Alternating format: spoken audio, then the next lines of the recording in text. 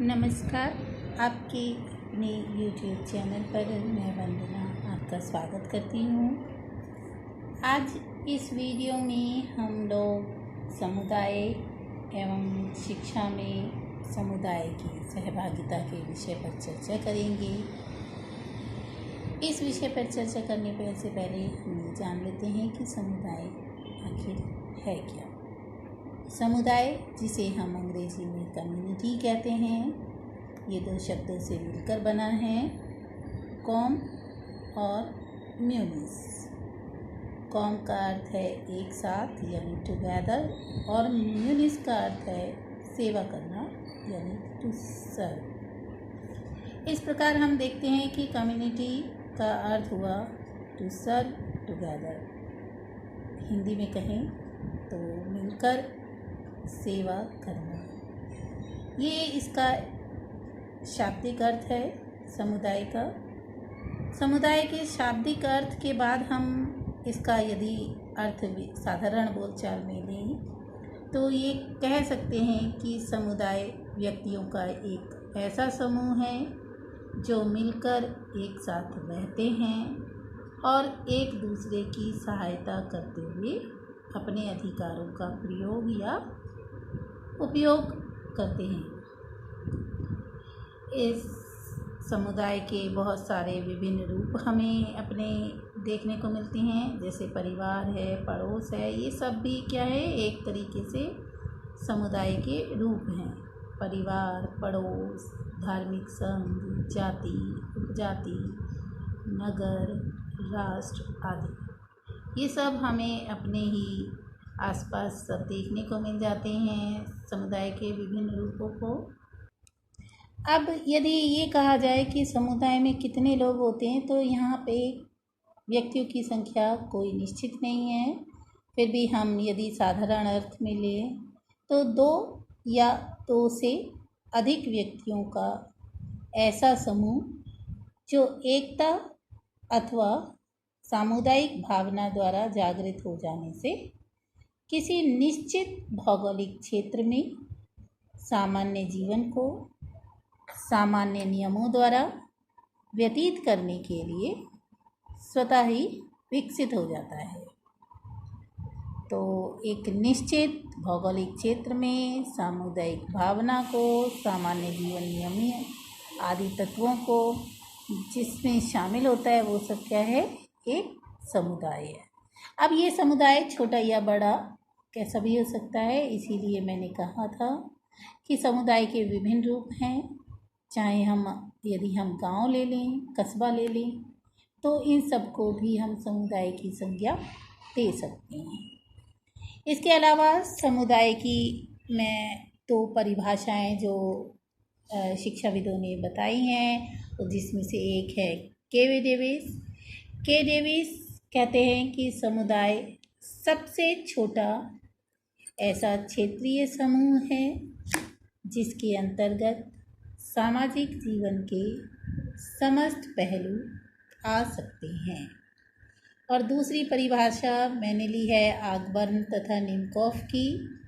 ये कहते हैं कि किसी सीमित क्षेत्र के अंतर्गत सामाजिक जीवन के संपूर्ण संगठन को समुदाय समझा जा सकता है।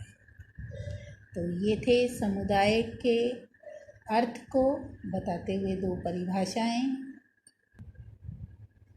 एक समुदाय किसी भी बालक के व्यवहार को रूपांतरित करता है। वह जिस समुदाय में रहता है, यानी कि जिस भी समुदाय का वह सक्रिय सदस्य बनता है, वो उसमें जैसा सुनता है वैसा ही बालक बनता जाता है। जैसा कि समुदाय के बड़े लोग उसको बनाते हैं, वैसा ही वह बन जाता है। सच तो ये है कि समुदाय जो है बालक के व्यक्तित्व के विकास पर बहुत ज़्यादा प्रभाव डालता है। वास्तव में समुदाय बालक की शिक्षा को शुरू से ही प्रभावित करता है, विद्यालय जाने से पूर्व। बालक का विकास न केवल घर के छोटे से संकुचित वातावरण में, बल्कि समुदाय के जो दो बड़े रूप हैं उस वातावरण में ही होता है। समुदाय अप्रत्यक्ष किंतु प्रभावपूर्ण ढंग से बालक की आदतों, विचारों और स्वभाव को मोड़ता है। उनकी संस्कृति, उनका रहन सहन, उनका बोलचाल, ये सारी बातें उसके समुदाय की छाप होती हैं। समुदाय का वातावरण बालक की अनुसरण करने की जन्मजात प्रवृत्ति पर विशेष प्रभाव डालता है। वह समुदाय में रहने वाले उन व्यक्तियों के ढंगों का अनुसरण करता है जिसको वह देखता है। अगर उदाहरण लें तो यदि कोई बालक जो है वो बहुत सारे संगीतज्ञों के साथ रहता है तो वो संगीत से प्रभावित होता है और उसकी संगीत में रुचि उत्पन्न होना स्वाभाविक होती है।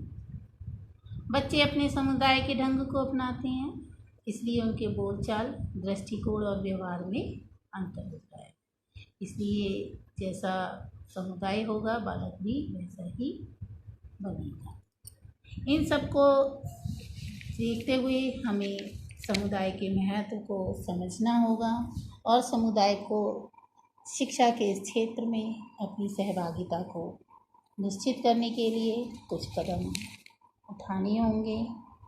वही संगठनों को हम वही उठाए जाने वाले कदमों के बारे में कि समुदाय किस प्रकार से सहयोग करे, उनकी चर्चा हम यहाँ करें। तो जिसमें पहला है जो समुदाय कर सकता है वह है अंधविश्वास तथा भ्रम को दूर करना। जितनी भी, चाहे हम समावेशी शिक्षा के बारे में बात करें या सामान्य शिक्षा के बारे में बात करें, सबकी सफलता के लिए सबसे पहले आवश्यक है कि लोगों के मन से अंधविश्वास और भ्रम को दूर किया जाए। और समावेशी शिक्षा के संदर्भ में ये बहुत ज़्यादा महत्व रखता है कि समुदाय जो है ये बताए कि विशिष्ट बालक जो हैं उनके प्रति कोई अंधविश्वास ना रखें। जो विशिष्ट बालक होते हैं, यदि आप देखेंगे तो कई लोग क्या करते हैं, यदि किसी की नाक कुछ लंबी या कुछ विकृत रूप की है तो उसे गणेश जी का जो है अवतार मानकर उसका पूजन करने लगते हैं। तो इस प्रकार के अंधविश्वास को दूर करवाना हमारे समुदाय का जो है कार्य है और उनको सामान्य बालकों के समान जो है हमें व्यवहार करना चाहिए और उनके अस्तित्व को स्वीकार करना चाहिए। दूसरा है समानता का व्यवहार। सभी बालकों के साथ समानता का व्यवहार किया जाए। उनके साथ लिंग, जाति, क्षेत्र या किसी भी प्रकार की अक्षमता, उसके आधार पर भेदभाव नहीं किया जाए। कहने का अर्थ ये है कि किसी भी बालक को हम तुच्छ और हे दृष्टि से ना देखें। ये प्रत्येक समुदाय का कर्तव्य है और सभी बालकों को शिक्षा प्राप्त करने का जो है समान अधिकार दिया जाए। अगला है सामान्य बालक के अभिभावकों को जागरूक बनाना। विद्यालय में प्रवेश के समय सामान्य बालकों के अभिभावकों को जो है, क्योंकि हम लोग समावेशी शिक्षा के संदर्भ में बात कर रहे हैं, तो समावेशी शिक्षा की जो है उसके बारे में उनको बताना, उनसे बातें करना बहुत आवश्यक है। उनको ये बताना अति आवश्यक है कि उनके बालकों के साथ जो है विशिष्ट आवश्यकता वाले बालक भी शिक्षा प्राप्त करेंगे। तो आप इसके लिए तैयार रहें, अपने बालक को मानसिक रूप से इस प्रकार के वातावरण में तैयार करें और ताकि आप भी और अपने जो बालक को इस समावेशी शिक्षा के क्षेत्र में सहयोग देने के प्रति जो है जागरूक हो जाए। अगला है शिक्षकों को प्रशिक्षित करना। समावेशी शिक्षा की सफलता में शिक्षकों का योगदान बहुत ज़्यादा महत्वपूर्ण है। उनको आवश्यक है कि उनको समावेशी वातावरण के लिए प्रशिक्षित किया जाए। शिक्षकों को विशिष्ट बालकों की आवश्यकताएं, कमियां, योग्यताएं, विशिष्टताएं और क्षमताएं, इन सभी के विषय में जानकारी दे देनी चाहिए, जिससे कि वो कक्षा में जो सम्मिलित विशिष्ट बालक हैं उनको पहचान सकें और उनके अनुकूल अपनी शिक्षण विधियाँ और शिक्षा की व्यवस्था कर सकें। इसके बाद है विशिष्ट बालकों के अभिभावकों को जागरूक करना।